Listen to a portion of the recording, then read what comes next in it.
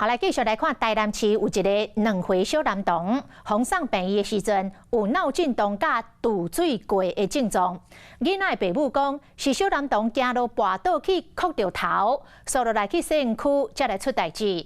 也毋过讲，这个小男童去年都因为正脚骨折，互通报敢若互虐待，互带去别位来照顾，到今年7月才转去厝。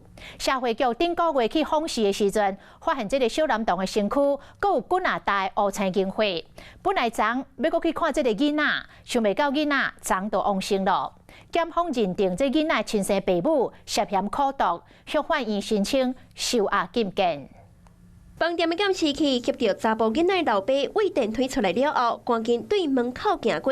3岁查某囝是对伫后壁，老母是抱着查甫囡仔。一家伙仔4人行出饭店，骑车一路为病院冲。来到急诊的时，老母抱着后生，过无偌久，老爸也出现接手抱过囡仔。这个时阵，救护人员看到查甫囡仔已经失去意识，马上进行急救的处理。遗憾的是，最后也是救无活。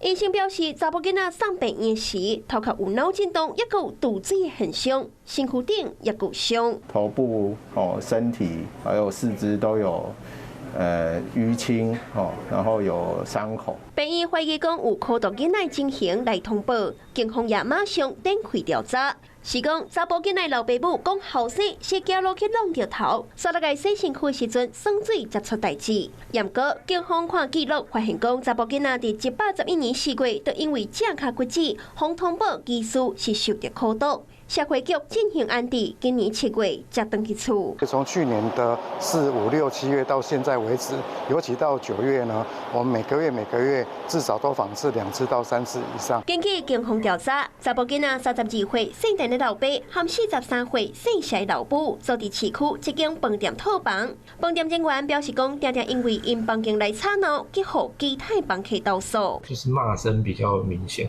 就是骂小孩，或者是夫妻吵架之类的。上项的是，一家伙仔4人做伙大，严过饭店人员所干那看过3岁查某囝，从来无看过2岁后生。我会甲问啊，讲安尼儿子诶，讲伫困啊，结果伊是拢甲听讲个医院讲伊拢有绑手脚都有被绑啊。